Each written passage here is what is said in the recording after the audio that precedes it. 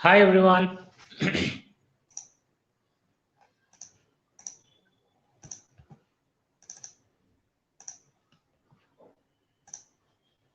Good evening. Hope everyone is able to hear me.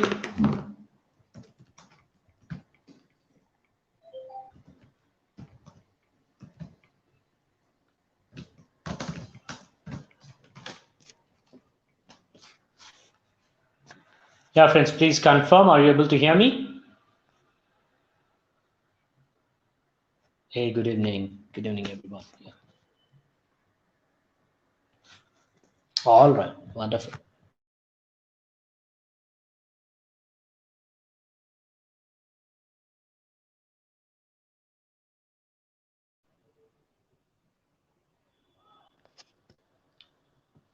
So we'll wait for a minute or so before we start.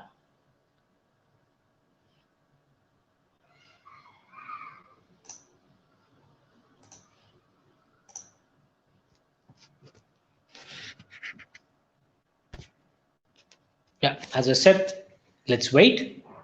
We will start in a couple of minutes.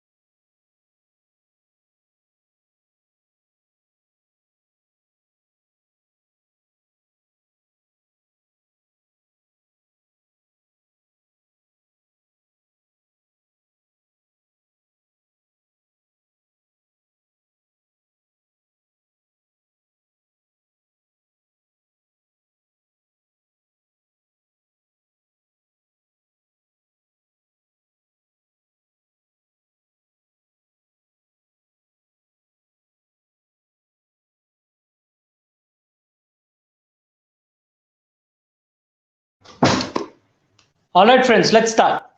Good evening, everyone. Can you hear me?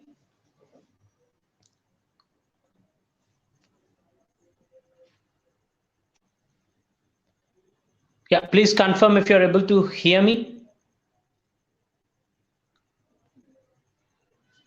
I think I need to check. Hey, good evening, Ryan. Good evening, Nazir. Good evening, Akshay. Good evening, all. All right, so let's begin the session.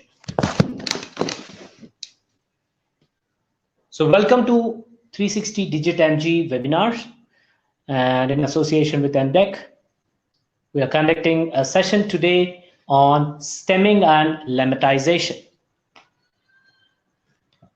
What is stemming and what is lemmatization, and where does these things come into the picture?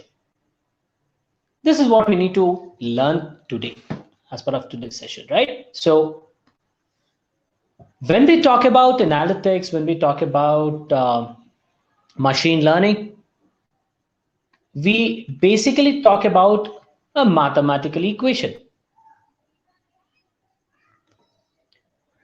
And this mathematical equation solves or is used to solve numeric cases, or you get a numeric equation, right? Now, if I have non-numeric data, then what should I do? For example, you have text data. Okay, we are not going into images. That's not the scope of the session. We are talking about textual data analysis. What should we do? Right? How do we access? Right? How do we access the data and how do we process this data? Because if I have to try and make sure the data is understood by the machines, then the data has to be in a structured format. It should be in structured format. But when we talk about a textual data, it is generally not in structured format. So let us look into a few cases, few examples. These are all examples where we get the textual data generated. And when we talk about textual data, majority of this textual data is unstructured in nature. For example, you want to purchase some kind of an item. Now, thanks to pandemic, the businesses are moving to digital world, right? A lot of e-commerce has, right, emerged. Now, you don't go to physical stores, you're purchasing online, whether it is Amazon, whether it is Lazada, whether it is any other tool, right? Any other portal. When we want to purchase this item, the first thing that we do is we try to read the reviews. This would basically tell us how good that product is, because these reviews are written by customers who have actually used that product. The first-hand experience is being shared there. Now, that first-hand experience would give you a wise decision, right? I mean, you'll be in a position to take a wise decision, right? So that's very, very, very important when you are trying to invest on a product. Now, it could be a very good product. I'm not just talking about bad quality product. It could be a very good product, but it may not be relevant for you, right? When you look into these reviews, you'll come to know about all these information, right? And I'm just talking about a use case here. Now, if you look into the textual data, these are all the various avenues where the textual data is getting generated. You call a customer care executive. Probably you might have a problem with your internet service provider. You might have a call with your credit card, right? Bank transactions are not happening. It could be anything. You do call to the support team. Now, when you do the call, there would be a message, right? They make this statement saying that the call is getting recorded for quality purposes. So the entire conversation is getting recorded. Now, you might say that, hey, it's voice, right? Of course, it's voice. But this entire call is getting then transformed into a textual format data. Now, there are multiple benefits here. And of course, practical challenges were also there for right, transforming this to textual format. In today's world, we have emerged, I mean, a lot of right, emerging algorithms are there. A lot of technological advancement happened, where you can analyze audio also, not just video, but you're also able to analyze audio, speech recognition, right? We also use the audio of a, let's say, engine to define whether there is any problem in that particular engine. And so the technology has grown immensely, but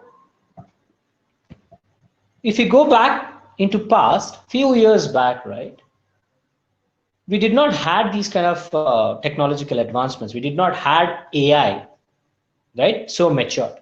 So in those days, we had to work with text data analysis only. Later on, we had videos, images, right, and then images, videos, and then now audio also. But yeah, text data. That's one reason why we have to transform the data into text for analyzing it. The other benefit that you get is the data storage that you are going to do would be, right, very less if it is in the text format. Right, audio file is generally consuming a lot of space compared to text data.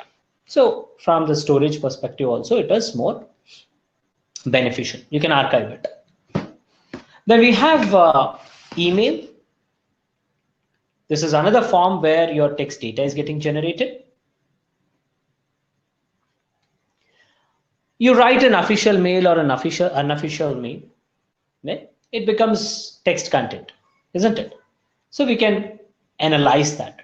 For example, Gmail or any other mailing server looks into your emails and then it automatically puts them into spam box if required, or it puts into ham box. Nowadays we have social, we have promotion, different sub classifications are there, right? You're not marking them. These are automatically done. So your mailing server is reading the text data, right? And based on the text data, it segregates your details, I mean your emails. Now, of course, social media is the next big thing in the world.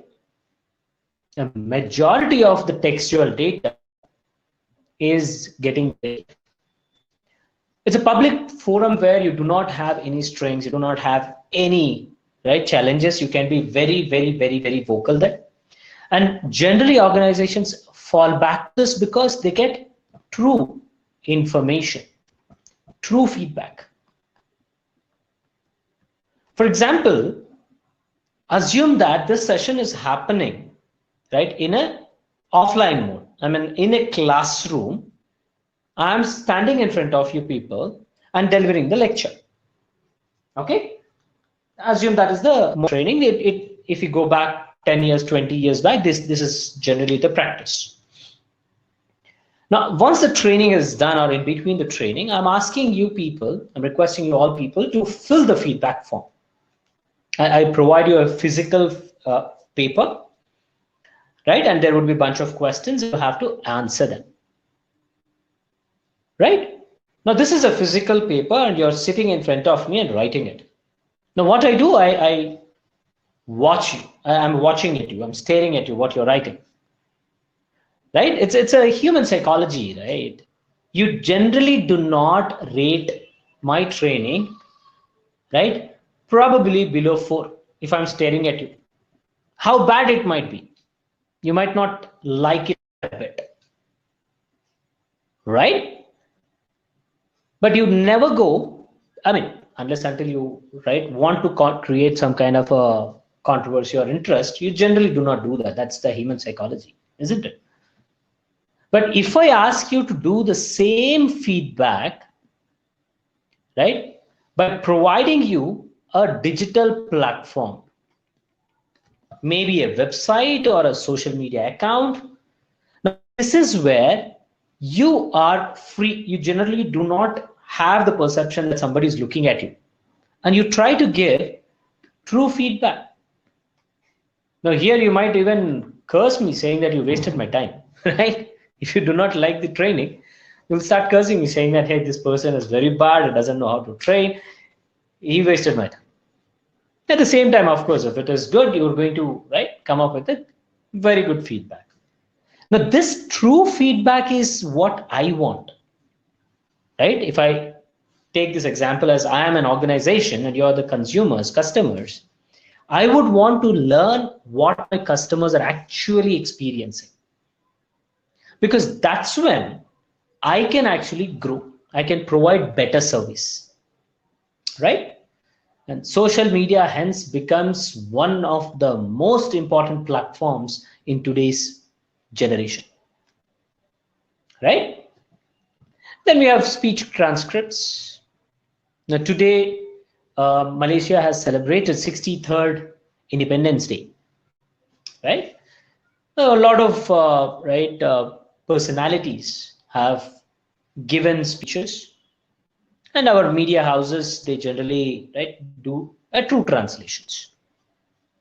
So what kind of sentiment does these experts or special people have expressed in their speech?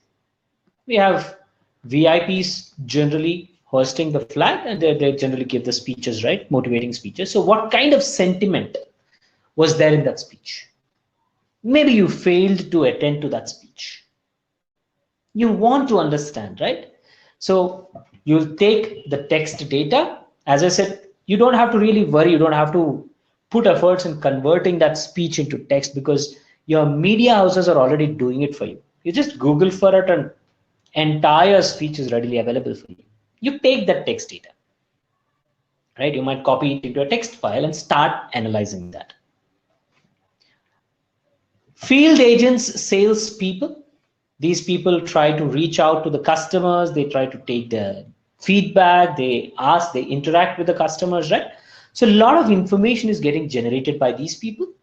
We have to record that also. And this becomes another primary source of data for analysis, interviews, and surveys. Now, if you have data generated by the organization, and if the data has been saved, stored, then you're going to capture that data for analysis, right? You're going to access that data. Now, that data is called as secondary data source. We call it as secondary source data because you're retrieving or you're extracting or collecting the data from an alternative source, not from the source where or which generated the data. Now we also have something called as primary data source. We put 1 power 0, right? This is secondary and this is primary. Now this primary data source, right, is captured by conducting the interviews, or you also do a lot of surveys. Market research happens, questionnaires as provided to potential customers in order to gather the data. You might also do design of experiments in order to replicate the scenario, right? There are various things, but if you look into the interviews and surveys, a lot of textual data gets generated.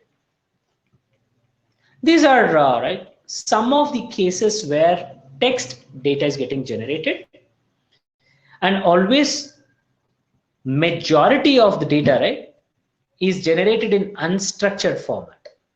Now always remember, your system will understand the data if it has structure to it, right? Everything is depending on the schema of the data, and very little information has structured format for textual data, and everything else is unstructured here, right?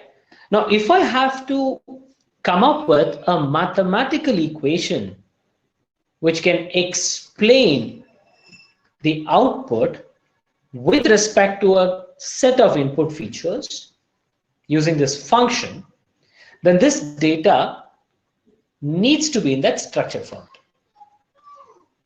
right? Now here in this case, it's not possible. So in order to analyze the text data and derive some meaningful insights, we need to look at breaking up the data into structured format. That means I have to convert this unstructured data into structured format. How do I do that? So let us try and understand that. Now, whenever you look at the textual data, right, the raw data that we are collecting, the entire data that you're seeing, is called as corpus. This is the terminology, okay? We talk about corpus or corpora, which is nothing but your raw text data. Okay. Now this raw text data that we are seeing, which is corpus or corpora, is generated or is basically, right, a combination. It is made of individual entities, right? Now these individual entities, right, are nothing but documents. We call them as documents. For example, if you talk about reviews, let's say it's Amazon or Lazada. Let's take Amazon because it's world renowned, popular across the globe. So I'm taking Amazon. And let's say there is a product that you want to analyze. Now for this product, assume there are 1,000 reviews. Okay, assumption, 1,000 reviews are there. Right? Now for these 1,000 reviews, collectively are called as corpus. Collectively, we are calling it as corpus. And this corpus is made out of individual reviews, right? So here, one review is considered as one document. One review is equals to one document.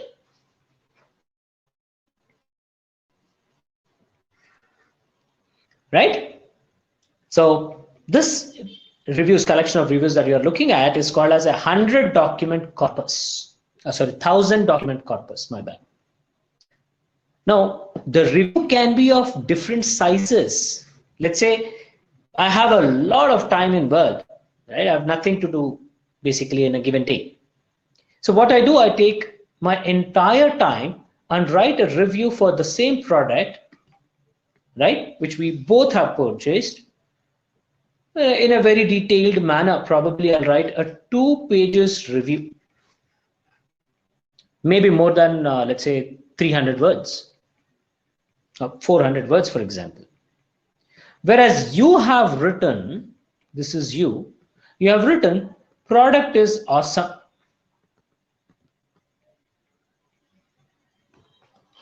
Three words. I have written 300 words, whereas you have written 3 words. Irrespective of the size, this is one corpus, sorry, this is one document, this is one document. Okay, that's how the documents are defined, one individual entity. Okay. If you talk about, let's say, speech, we're talking about speech transcript, right? The nation's prime minister has delivered a speech. Now each para in that speech, probably 1 hour length speech would be there. Each para can be right, assumed as one document. Remember, probably you'll have some 100 or 200 paragraphs. So it would be a corpus of those many documents. Okay, irrespective of the size, remember. Now, once we have taken the corpus, automatically, of course, we understand that it is a made of document. Now, on this raw data, right, on this raw data, we have to do data cleansing. To understand, to break the data into structured format, we need to do data cleansing. Okay, my handwriting is not good. We call it as data cleansing or pre-processing. You can also say pre-processing. Right. Now, as part of this, there are multiple things that we can do, but few of them I have marked here. You would basically identify typos. There might be spelling mistakes. You're writing so much of content, and you might make some mistakes.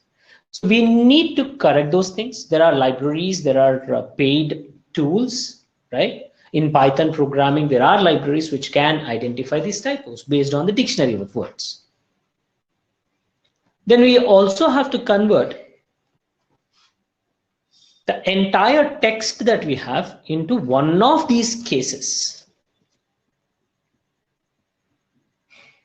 Right? We have lowercase, proper case, or the uppercase.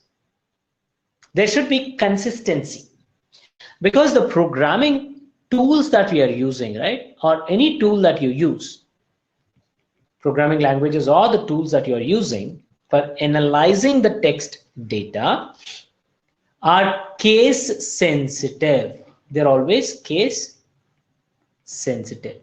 That means for your tools or the programming languages, this word is different from this word. And of course, this is different from this word. So it treats each of them as differently. Now, that's not what you need to, right? You need to basically treat USB as USB. Then in the text data, we have the special symbols, punctuation marks, and all those things. You might want to filter those things also. Not required when you're doing textual analytics. You want to derive the insights, right? These things do not give any value add, so you might want to remove them. Not just these, you might also want to remove numbers if there are any. It's an optional. Whatever you want to remove, you can remove. Whatever you want to retain, you would retain for your analysis. Then in English, there are about 174 to 179 words which are predefined as stop words. We can also call them as filler words. We can also call them as connectors. You can also have pronouns, right? All these things will come into picture. These are predefined standard English language. Wherein if you see these words, they're very, very regularly used, right? You do not need these words because they're only used to connect two different words to generate a meaning or to generate a context, right? So here that is not required. So you will eliminate those also. Now you keep cleaning your data. Whatever is not required, you keep cleaning the data, and you would take only the words which make some meaningful context. They give you some context. And these words are generated or are basically stored here like this. For example, if I take a small statement from any novel, this Shakespeare's novel, all the world's a stage and all the men and women merely players.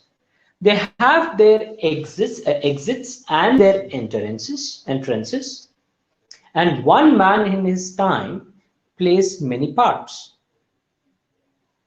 It's a literature, literally. Right? So in English, professor, if you ask him, he would basically take this 3 sentences, right, and probably give a 1-hour lecture on these 3 words, these 3 statements or sentences.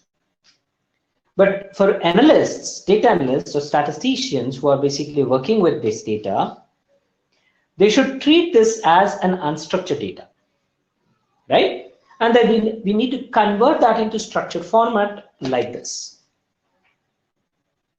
right? So this is unstructured format, and from there you are creating a structure. This is called as bag of words. We call it as bag of words.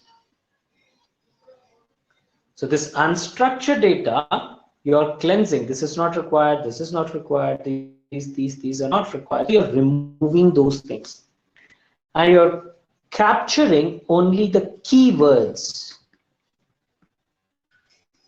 Now, what would be the keywords? You have to define them, of course. But based on the dictionaries, you are going to standard dictionaries, English standard dictionaries. You are going to filter your data if you wish to do that. But at the same time, if you wish to have a customized dictionary created, absolutely you can do that. But what is the process? How do I convert this unstructured data into structured format? As I said, this is called as bag of words. And you see here, I'm doing it only on one sentence, right? This is one sentence. You can call this as one document. Now, what if you have a big corpus? Probably you have a novel, 400, 500 pages novel. Maybe there are some 10,000 documents. So for all those documents, we have to repeat this statement, this process, and we generate a very big matrix representation for the words. That is called as DTM or TDM, document term matrix or term document matrix. And using that matrix data, you perform your analysis, wherein you'll have keyword and the frequency, how many times each word is repeated in the entire corpus. This is one row. Similarly, you have another row, another row, another row, right? Multiple documents will be there. For each of these words, we are counting how many times that word is repeated in all the documents. You do summation, you get all the documents details. And you have a key and value pair. That means you have a structure now, where key is the word, value is the number. Using this, you perform your analysis. But as I said, let's discuss on how do we achieve this bag of words here. Now, the first thing is English language that you are seeing here is called as space delimiter. What does space delimiter language mean?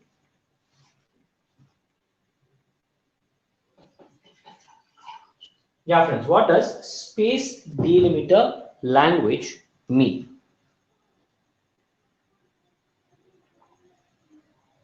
It's nothing but each word in English is separated by space. It's delimiting the words, right? Because of this simple structure that we have in English, it's very easy to analyze this one, right? This text data. It's very easy to separate the words. Now that separation process is called as tokenization. We call it as tokenization. It refers to the process of splitting a sentence into words. So we generate tokens, and these tokens can be individual word, one word at a time, or we can have two words taken together, right? You're defining, saying that, hey, I take two words wherein I can allow one space between them. Or you can also take three words or anything. You can go till any number. We generally call it as n-gram. We call it as n-gram, but practically we refer only till 3 words. Practically we only deal with 3 words: unigram, bigram, trigram. Right? Now, what happens when you split this data? We have an office in Kuala Lumpur. That's a simple statement that I'm writing. Now, that statement has to be broken down into unigram. Each word is separated. How you're separating? Wherever you have a space, you're separating that, right? But there is a challenge here. In tokenization approach, there is a challenge. You have to work around with the challenge. There are libraries which help us deal with that. The challenge is, if you look into Kuala Lumpur, it's a place, right? It's a city.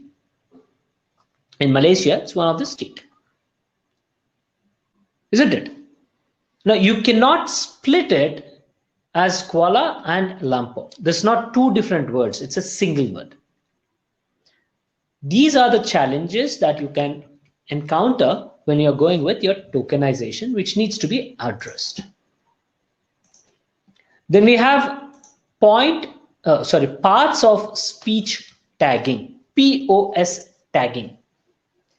Parts of speech tagging, right, is a process where you identify your words, right, into their respective parts of speech by arranging them as, or addressing them, identifying them as adjectives, verbs, pronouns, right? All these are your parts of speech tagging.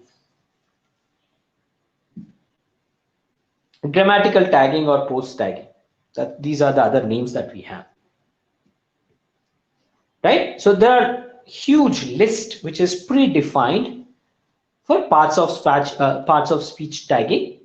You can go through these right, full forms as well: NNS, noun, NNS, plural, right, NNP. A lot of things are there: VB, verb, base form. So these parts of speech tagging will actually help us understand the context. Okay, present tense, past tense. A lot of those things will come into picture. Then we also have to look at removal of those stop words, unwanted words. You take all the words, once you tokenize the data, once you probably have given the parts of speech tagging, then you might want to remove unwanted things. So consider all the words, we call it as tokens now, all the tokens, identify those stop words or the words that you do not need and filter them out. This way you get only the data that you are seeking. Then we have text normalization. Text normalization basically are right, the words which have same meaning, but they can be expressed using different words, right? Gurgaon and Gurugram. This is one of the place in India, isn't it? UK versus United Kingdom. It's a country. Malay versus Bahasa. This language that we're talking about. Right, so all these words that you're seeing, right, they have different words altogether. I mean, these are different words. Not even pronunciation. The words itself are different. But they basically mean same thing. Right? So we need to make sure we are converting these things. So especially if you look at people expressing their feelings in writing reviews, right? Each individual has his own way of writing, his own way of literature, right? So we need to basically try and understand the context, not the words. So you have to do text normalization. Spelling correction could be there, typos. Stemming could be there, and lemmatization could be there. So what is the stemming and lemmatization? We need to actually discuss that. Before I go there, we also have something called as NER, named entity recognition. These are basically identifying people, places, objects, organizations, right? Some values. All these things are named entity. For example, Kumar purchased 300 shares in Oracle Corporation way back in 2005. Now here Kumar is a name, person name, right? 300 shares is a value. Oracle Corp is an organization, right? 2005 is an year. So these are all named entities. So we should be able to identify these things. Then we have something called as word sense disambiguation. If you look at this, the word play can be used in different contexts. Same word has multiple meanings. Now, based on the placement of the word, usage of the word, right, you get the meaning out. So there's an ambiguity, right? He can play multiple music instruments. We're talking about the talent of a person. Dear DJ, please can you play rock music? You're requesting, you're making a request to start, right, a music. So same word, play, is being used in two different contexts. Then, as I said, spelling corrections, right? Whenever we are doing textual analytics or natural language processing, these are something that we need to look at. Autocorrect is one of the library in Python, which is used for spelling checking the typos. Now coming to stemming and lemmatization, what exactly are these? Okay, tokenization we have already discussed. These are different libraries wherein we can use to segregate the words, splitting the words. Okay. So tweet tokenizer is a library which can identify emotions and expressions. Right. Generally, it is basically something to do with Twitter thing. Then we have multi-word expression. Right. So multiple words will be treated as a single word, like Kuala Lumpur, remember? So it will combine those two and then treats it as a one token. Regular expressions, it's very simple logic. RE library, which is the default library used for textual data, has this regular expression tokenizer, right? And then we have white space tokenizer, then word punctuation tokenizer. So these are different tokenizations libraries that we have in Python that we can use. We'll see. Then we have coming to lemmatization and stemming. So stemming or lemmatization both try and, right, I should say reduce the word, right? They bisect the word, they dissect it, reduce it. But how does this reduction happens, right? So there is a concept called as stem and root, stem and leaf. Oops. So the concept called as stem and leaf. For a single stem, you can have multiple leaves, right? So stemming or lemmatization is cutting down on these leaves and considering only the stem. So if I combine stem with the leaf, I get one word. Stem with this leaf, I get one word, this one word, this one word, this one word. But if I remove this, then I get a single stem. So I will count how many repetitions, how many different words are there. Here I'm using an example as 5 different words. So I'll take the stem word and count it as 5. Okay, to define it, stemming is a process of reducing inflection in words to their root words, root or stem, right? Root forms, such as mapping a group of words to same stem. It would be the same word, but you have different things like stemming, stemmed, stems. So stem is the same word, right? So this becomes your root word, right? Stem is a part of the word to which you add inflectional affixes, right? So if the word ends with ed, simply remove it. Ing, remove it. Ly, remove it. So for example, battling, you remove ing and this becomes battle, B-A-T-T-L. But the challenge here is, do we have a dictionary meaning to this word or to this word. Does this mean anything? Of course, this has a meaning. So this is a challenge that we need to face in stemming, where it simply dissects or inflects the word without looking into the dictionary meaning. Does it make sense or not? It's not bothered about it. It simply removes the word. Whereas if I talk about lemmatization, unlike stemming, it would reduce by removing the word only when the word has a contextual meaning. It has a dictionary meaning. Okay? And this root word that we are calling here as stem, here we call it as lemma. A lemma is the canonical form or dictionary form. You need to have meaning to it. For example, here you have runs, running, ran. Then it is looking at run as the lemma. This is right, different parts of speech tagging: ran or run, present tense, future tense, past tense. Right? This basically is treated as run.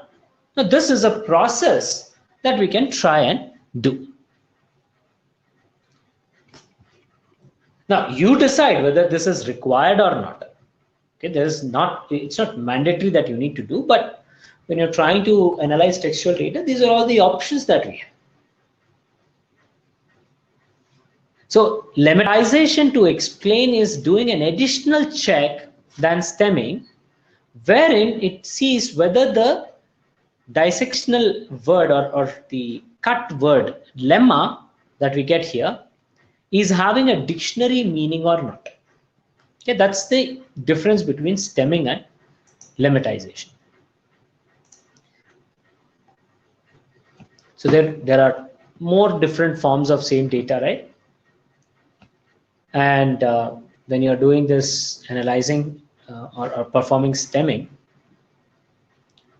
when you have same meaning and you're doing it, the stemming basically can be done using regular expression stemmer or something called as Potter stemmer.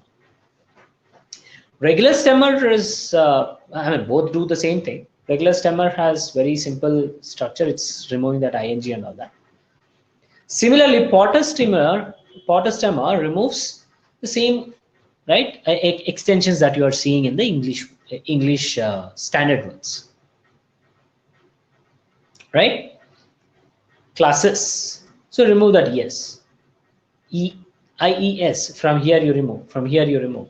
So you're basically removing S, right?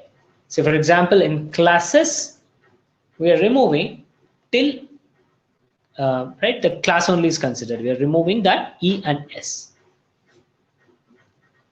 Similarly, when you have ing verbs, you remove that ing.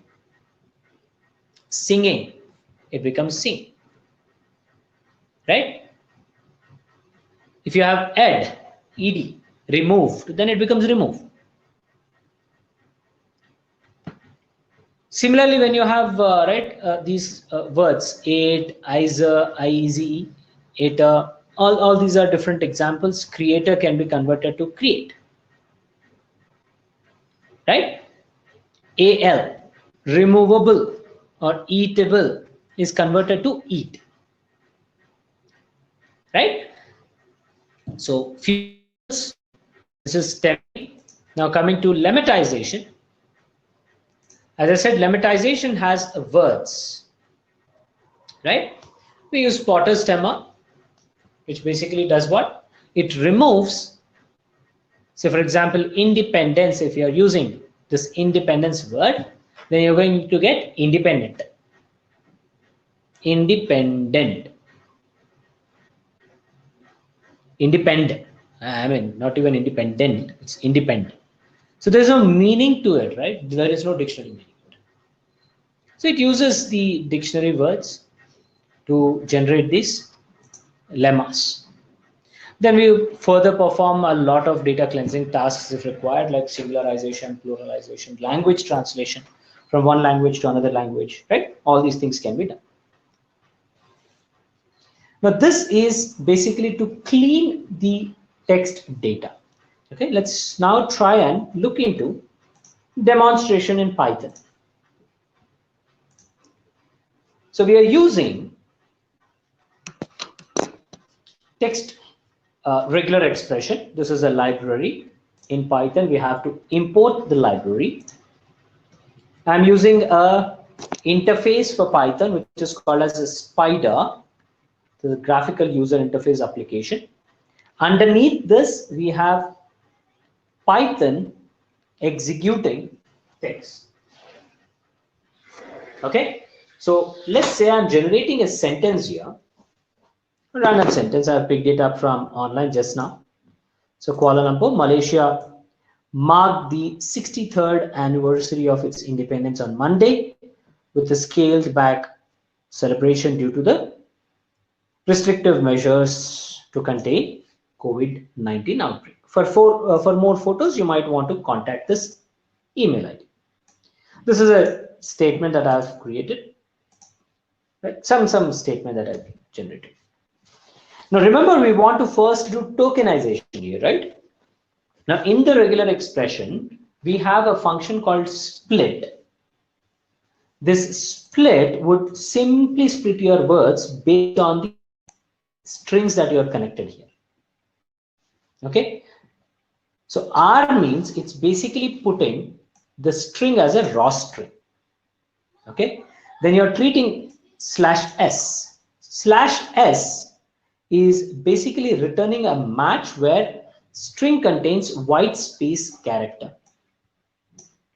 That means a word, right? One word space, one word space, one word space, so on and so forth. You're identifying each word. I mean, you're adding that to word. /s is space, then word. Identify all these words and split them using space. So when I do this, you can see, so that entire sentence that we have, right, passed as a string, a single sentence, is now broken down into words, right? It's broken down into words. We can also do this using various different techniques. I mean, the same logic that you have run here, you can convert that into a function and define the n. N is to split your entire string data into n grams. So here if you pass input as the string and n could be 2 or 3, because unigram is already done here. You might want to do unigram also, but you can pass n here, and this would split the data into those many words. For example, here I'm applying 2. This is my string, and I'm applying input as 2. So it is going to split each part as 2 words set. If you say 3, it's going to split it into 3 words. We also have NLTK, Natural Language Toolkit library in Python, and we can import ngrams, which is a predefined function in NLTK library. So you import this, and then same thing, you're generating a list using this ngrams function, passing the string, and you're defining the split, and that number is the number of word set that you want to generate. So this is a list that you're generating with these pairs. You can also split it using a trigram. You're generating 3 words together. It becomes a trigram. Then we also have packages called as text blob, and this text blob is again doing the same thing. It's a word list with 2 words together or 3 words together. These are different approaches that you can take. Okay, this is to split, and we have also seen there is a specific functions which are used, or libraries which are used for tokenization All what we have done here is generating bigrams, trigrams, or n-grams using those tokens only, right? If you say unigram, 1 gram or unigram, that's nothing but a token. So this is where we are doing that. nltk.tokenize is the library, and I'm splitting using tweet tokenizer. And here we are passing tokenizer. I'm defining this tokenizer as tweet tokenizer. I'm defining that function and applying a command called tokenize. This is a function called tokenize. And split this word. You're passing the sentence that you have defined here. Right? So this is a simple function, tweet tokenizer, which is splitting. And the beauty here is it also identifies these special characters, right? We have commas, we have the open brackets, underscore, full stops. So including the punctuation marks, it is identifying each and every, I should say, entry in that sentence. Okay. Then we have regular expression tokenizer. This is right, using the word, if you have any digits and space, you're identifying, you're splitting them. And you see, it identifies the words and spaces and everything like this. Yep, this is your sentence once again. So here there is no space. So your regular expression is treating, this is treating, let's show this as one word, right? This is treated as one word, hyphen, hyphen. Whereas when you did the NLTK tokenizer, you can observe that it is treating it as two different words, two different entities. That's the difference.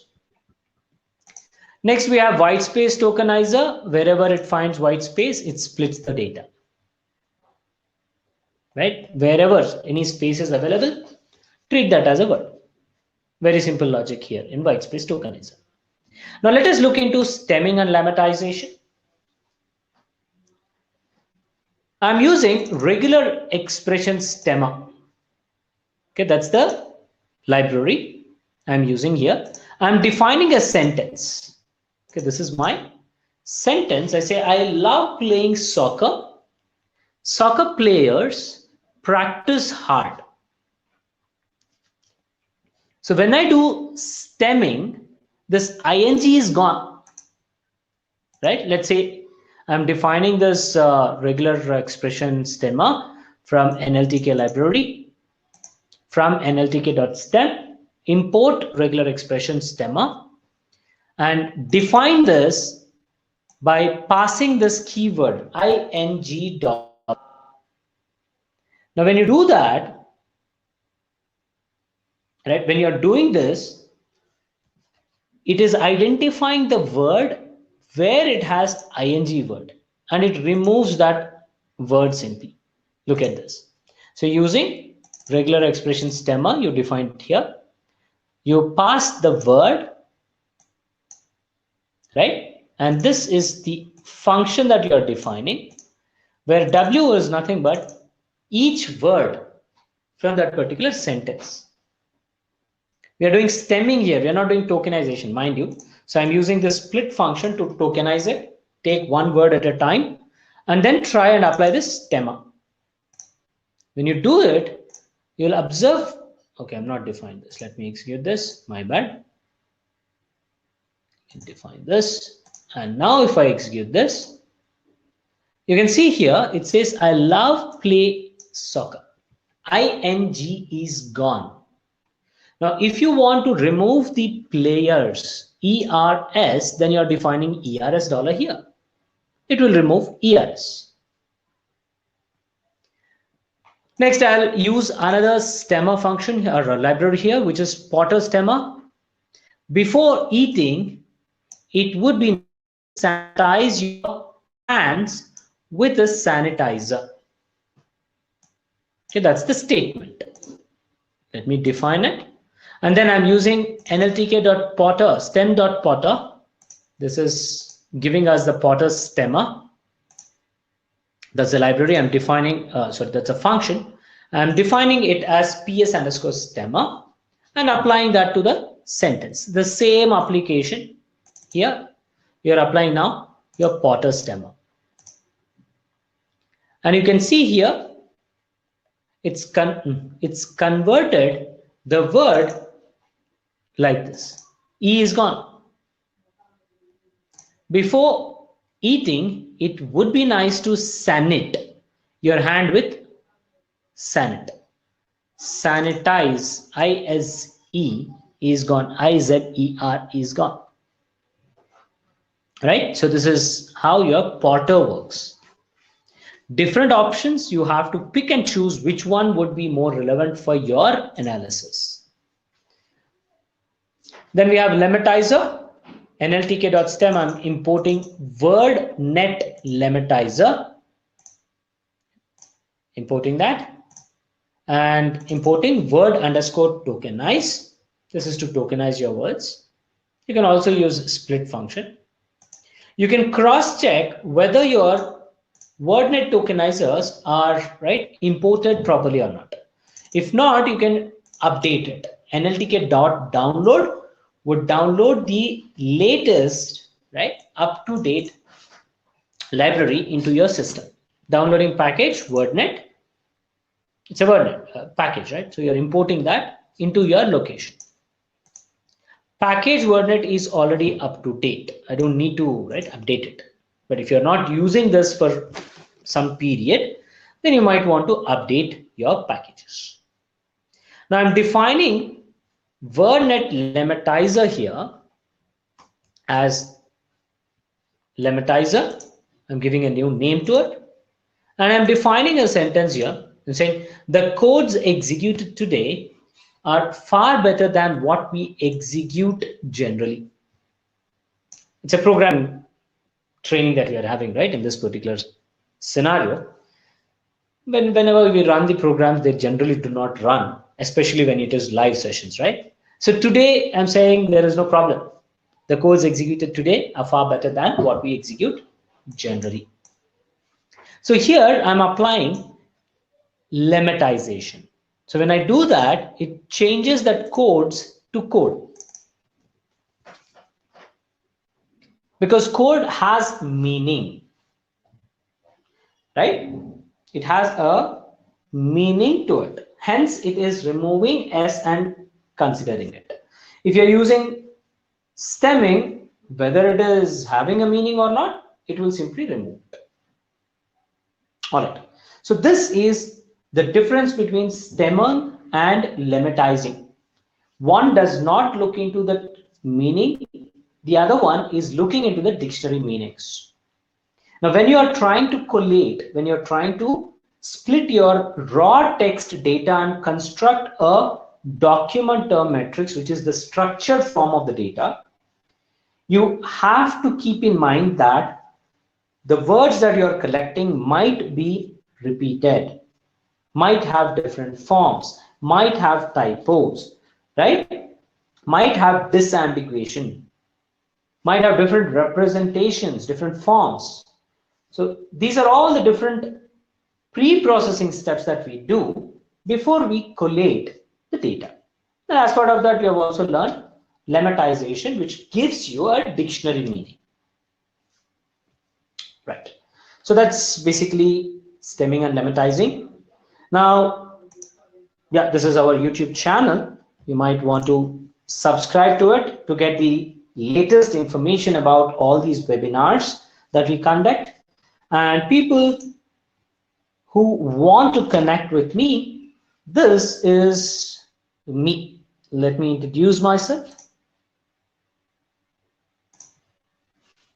Yeah, that's me. My name is Sharat Chandra. I'm a director of InnoDataTix.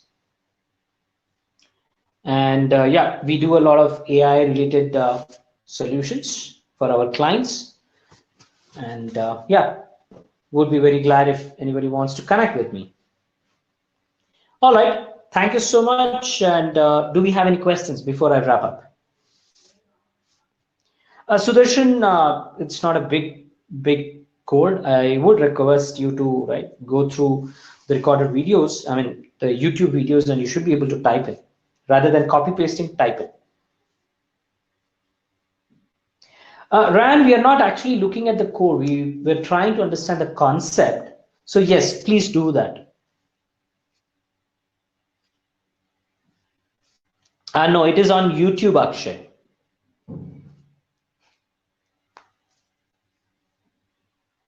There are libraries, Sandeep. We can discuss that probably in another webinars. We can do that. Yeah.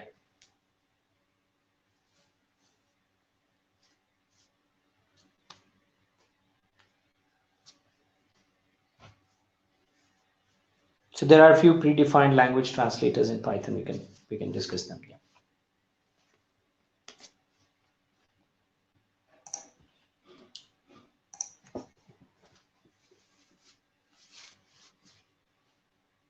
Yeah. Thank you. Thank you. Do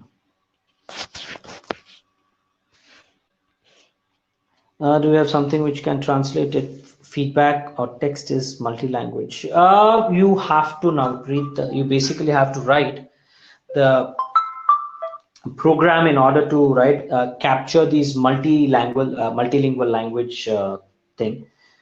So yeah, we need to customize it. I'll just search for. I mean, how do I share something? Let me check. You can search for the name, but let me see if I can type in here. Where is this web jam? There you go.